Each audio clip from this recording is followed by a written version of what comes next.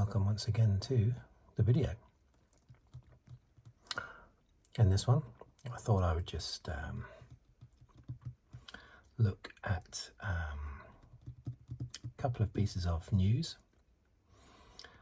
It's not been any big news,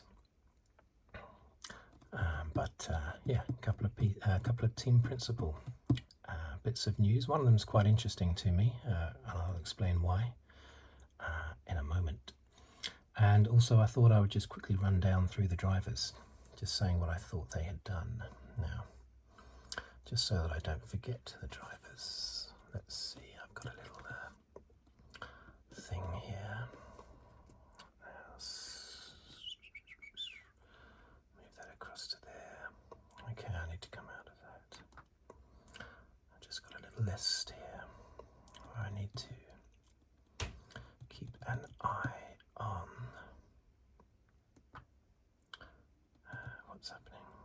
Okay, just wanted to have a little list of the drivers here so that I didn't miss any of them out. Anyway, so the news.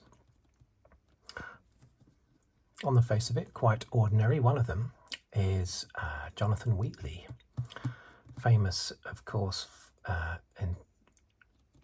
infamous, I would say, during 2021 for constantly going on the radio and having a go at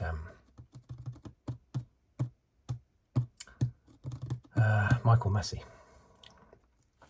Whenever Max Verstappen was pulled up by the stewards for doing something on track, Jonathan Wheatley would be the first one on the phone straight away, saying, "What's going on? What's going on, Michael? Why are you doing this, Michael? Nothing. Max didn't do anything wrong. What are you doing?" That was, I think, Jonathan Wheatley's job throughout 2021, to basically fight back against Michael Massey whenever Max was criticised for anything or penalised or whatever. Most notably, I think, was the Brazilian Grand Prix, where Max Verstappen pushed Hamilton wide, horrifically, so wide that Max went off as well. And Wheatley was straight on the buzzer, saying, Max was totally innocent there. There's nothing to do with Max at all. It's all Lewis. Anyway, Jonathan Wheatley is going to the Audi team as team principal in 2026. Can't make those radio calls now, of course. Can't interfere with the stewards in the same way that they could do before, or with Michael Massey. The other one is quite interesting. It's Oliver Oakes, who is moving from the high-tech team that he founded and still owns. I believe he owns a controlling stake. No one owns 100% of anything these days, do they? But I think he still owns a controlling stake of it. But he's moving away from the day-to-day running of high-tech, and he's going to be Alpine's team principal from the end of this month, taking over from Bruno Famin, who of course took over from Otmar Safnauer a couple of years ago. So I think Otmar will have a slight smile on his face when he sees Bruno leaving. I don't know, maybe it's Bruno's choice to leave, but with the way the Alpine results have been going, I wouldn't be surprised if it's not Bruno's choice to go. Maybe, mutual agreement between Bruno and Alpine. Anyway, it's interesting because I know the name Oliver Oakes, but I only know the name Oliver Oakes because I am actually good friends with a British F4 driver's grandmother. That makes me seem very old, doesn't it? But she is about 8 years older than me, so and the driver is very young as well. But yes, I'm friends with the grandmother of Deagan Fairclough, who is leading the British F4 Championship at the moment, and he drives for high-tech, and I get regular updates from his grandmother. Basically, I've sort of been following him since he was a very young age. I would send YouTube links and everything by his grandmother. So I've been aware of him doing this racing since he was about 5 years old. He's 18 now. He was doing tin top racing until last year, and now he's single-seater. Well, he's single-seater British F4 last year. He was one of the best last year. This year he definitely is the best. Outstanding this year, Deagan Fairclough. You can check him out. You can catch the races on TV. Next year, who knows, he might be in GP3. Let's hope so. Anyway, so that's how I'm aware of Oliver Oakes, because he was Deagan Fairclough's team boss. But now he's moved up to F1, to Alpine, which is very interesting, I think. Okay, so a quick rundown of these drivers. Max Verstappen. How can you score Max Verstappen? Well, I would give Max Verstappen 10 out of 10. Yes, he's not dominating in the same way, but that's because, as last year, but that's because his car is not dominating in the same way. I think he's showing his qualities better this year than last year. He didn't have a chance to last year because the Red Bull was so dominant. And of course, Perez was doing better last year, but the state of Perez down in 7th place in the championship is showing that Max Verstappen is doing an outstanding job to still be 80-odd points in front in the championship. He's driven extremely well, a tad aggressive at times, like in Austria, where he definitely moved across on Norris. But maybe Norris shouldn't have gone for that move. He shouldn't have continued that move around the outside. But Max definitely pushed him wide, no doubt about that. But still, Max is driving fantastically well to pull out good results when his car isn't the best on the track. And every race, there's always the threat of him winning all the time. I mean, in Belgium, he was fastest, wasn't he, throughout all the practice session and qualifying. But then he took the 10-place grid penalty due to his power unit needing to be replaced, something like that. But he'd already shown that he was the quickest, despite not having the quickest car. I mean, you could say the Red Bull is sort of joint quickest at the moment, couldn't you? With the McLaren, with the Mercedes, sometimes as good. Maybe just a fraction behind those two cars. But it's not like Max is driving a dud. But still, what he's managing to do, I would still give him 10 out of 10. Norris, I would give... what would I give Norris? 8 out of 10. 8 out of 10. Or should it be 9 out of 10, really? I don't want to do halves. I'm going to say 9 out of 10. Because when he's up and running, he's fantastic. Problem is, he's so slow on any start. And I've said it loads of times, whether it's the start of the race or coming out of the pits or getting going again after a yellow flag period, anything like that. He's stunningly slow, unlike his teammate who's ultra fast by comparison on any start or restart or coming out of the pits or anything. So Norris has to work on that to get a 10 out of 10 for me. 9 out of 10 for Norris. He is the quickest, and way quicker than Piastri, when he's in clear air a good 5 laps or more after he's started or restarted. But he's terrible at the old 0 to 60. Terrible. Charles Leclerc, well, I think he's just doing whatever he can with the car he's got, basically. Both him and Carlos Sainz. Carlos Sainz was performing fantastically at the beginning of the season, tailed off a bit. Now I would say Leclerc is actually performing slightly better than Sainz, but there's not really a lot in it. They're struggling with a car that is the 4th fastest, I would say, at the moment. Ever since their upgrades didn't work in Spain, they've been struggling. So I think Leclerc, I would give him...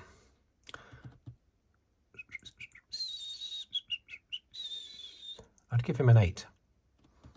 And I'd give his teammate Sainz... Oh, it's tricky, isn't it? I would give him... 7? No, maybe I'll give Sainz an 8 because he did do very well at the start of the season. So they both get 8s for different parts of the season, basically. Oscar Piastri, I'd give him a solid 8. 1 behind Norris because Norris does have the beating of him, but I'd give Piastri an 8 as well. Hamilton, yes, he won the British Grand Prix, but Norris should have won the British Grand Prix. Piastri could have won the British Grand Prix. Things just fell into Hamilton's lap in the same way that it did for the Belgian Grand Prix as well. So he's had 2 wins that really he shouldn't have won. So it's difficult to give him a round of applause for that, especially seeing as Russell has pretty much outdriven him most of the year, surprisingly. So I would only give Hamilton a 6. Whereas his teammate Russell, I would give an 8. That's right, 2 whole points between Hamilton and Russell. And people think I'm a Lewis lover. Well, I like to see myself as honest. So I give Max 10 out of 10, Lewis 6 out of 10. Sergio Perez, dearie me. I'm not going to go into minus figures. So Sergio Perez, he's got to have some points, though. I've got to give him something. I'm going to give Sergio Perez... Oh dear, there's Sergio fans out there, aren't there? I've got to give him a 2. I've got to give him a 2. I can't even give him a 3 because he's just been performing so badly. That doesn't mean he's a bad driver.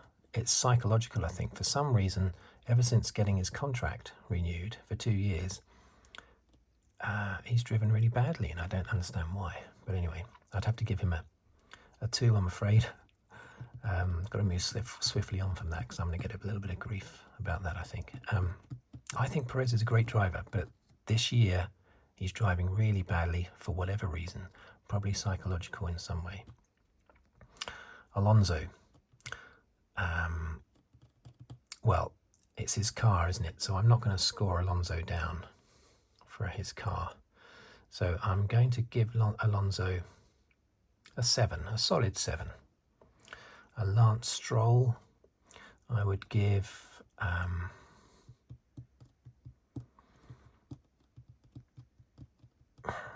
he's not been particularly great, but he's not been in a good car either, so I'm going to give him a full starting 5. Basically, a solid 7 for Alonso and a full starting 5 for Stroll, I think. Hulkenberg, right, there you go. Great performances by Hulkenberg all year, including 2 6th places. No pressure, of course. He's not fighting for a championship. He's not expecting to win.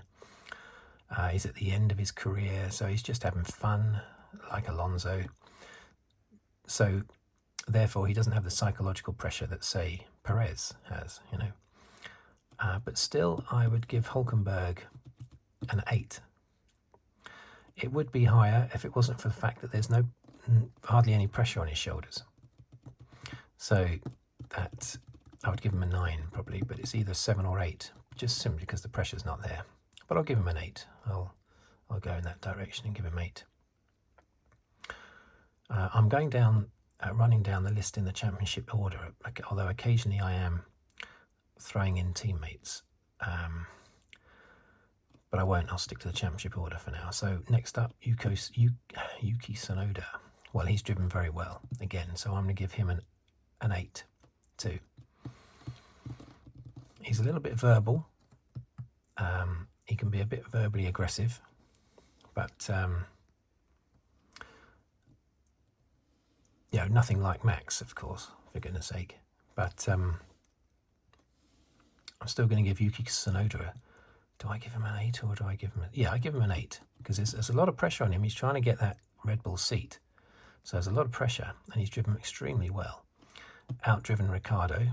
I don't know what's going on with Ricciardo. I think he still wants it massively. I think he's massively fired up and still wants it, but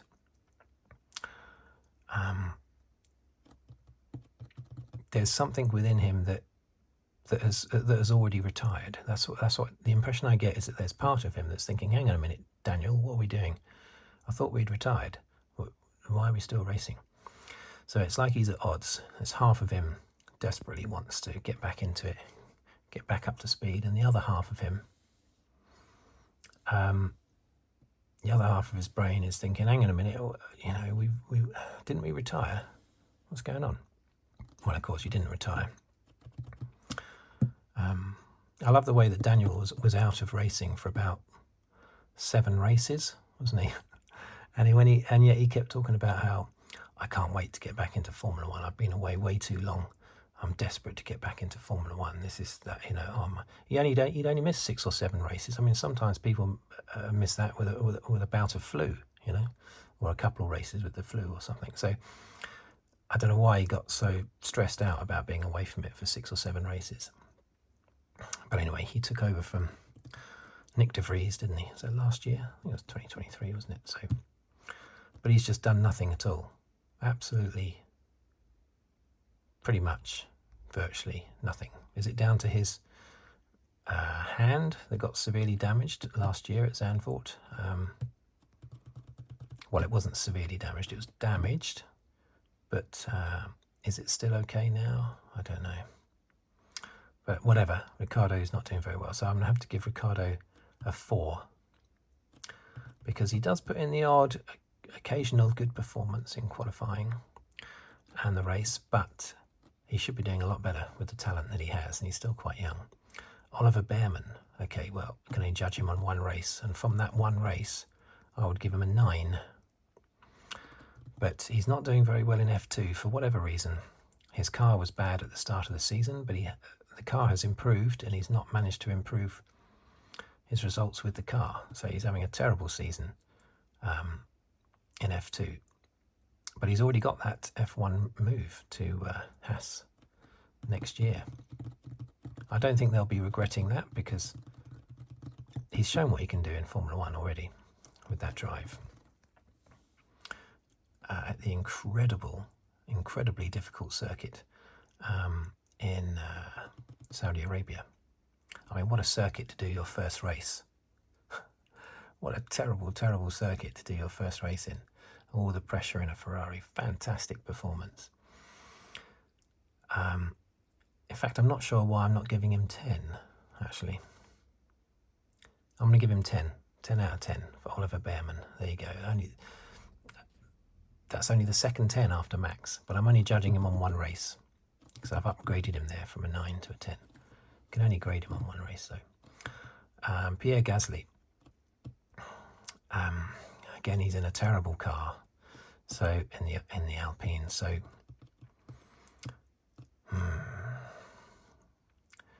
don't know how much of it is down to him being a bit lackluster because he's fed up, or it's just all to do with the car.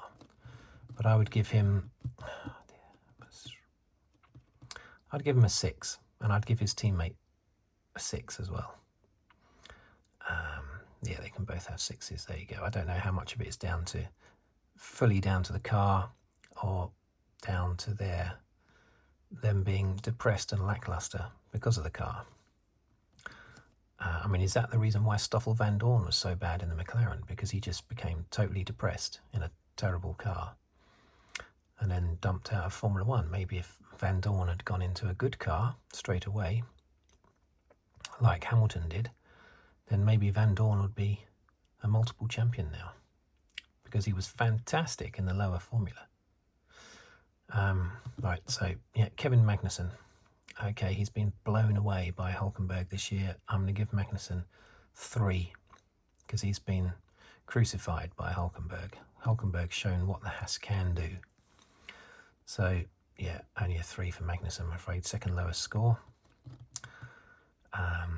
Getting down to the dregs now. The 2 Williams and the 2 Saubers. Not that they're the dregs, but what I mean is at the bottom of the championship. Alex Albon, as good as always. The Williams has not been good, so I'm still going to score, but it's difficult to score him very highly because he hasn't put in any particular standout performances. I'm going to give him a 7. No standout performances by him, but he was in a car that's not been performing well, the Williams, so I'm still going to give him the benefit of the doubt and give him a 7. Whereas his teammate, Sargeant, my goodness gracious me, you sort of feel like you have to give someone 1 point just for turning up and putting their name at the top of the paper, you know, like it's an exam. You spell your name right at the top of the paper, that gives you 1%, and build on that from there. So maybe I'll give Sargeant a 1. I should really give him a 0. But I do feel like he deserves 1 point just for turning up. But terrible performance. That puts him lower than Perez, 1 point. But yeah, I've got to do that, I'm afraid. 1 point for Sargeant. Okay, Zhou and Bottas, the last two. Zhou has not performed well at all this year. Bottas has performed better, but the Sauber has been a terrible car, so I'm going to give Bottas a 5, because I still think he's doing all right. He's just not able to show it, basically. So I'm going to give Bottas a 5, yeah. And Guan Yu Zhou, I'll give him a 4. So he's not right down with the lowest ones, but Bottas gets a 5 and Zhou gets a 4. So there you go, 2 10s, Magnussen and Behrman. The lowest one was Sargeant on a 1. Perez got a 2. Magnussen got a 3. I think Zhou got a 4. Norris was up there with a 9. Russell, 2 points ahead of Hamilton in my score, for anyone who thinks I'm horrifically biased. Although Russell is also British, of course. But yeah, 2 points ahead of Hamilton, because I think Hamilton's 2 wins were pretty much inherited. He had his car in the right place at the right time. It wasn't like Foynehaven, that famous Grand National race where everyone fell over at the chair, leaving just Foynehaven as one of the last few standing, came through from, you know, towards the back to end up winning the race because of that. I'm not suggesting Hamilton was gifted that by loads of people retiring in front of him, but he should probably have been 2nd or 3rd in both the British Grand Prix and the Belgian Grand Prix. Right, so there you go. A little bit of news about Jonathan Wheatley and Oliver Oakes, and yeah, keep your eyes open for Deagan Fairclough. Should be in GP3 next year. And what else? Yeah, and that's the top 20 rundown, wasn't it? Okay, thank you for watching, thank you for listening, and in a couple of weeks, or maybe 1 week, I don't know when I'm releasing this video, soon anyway,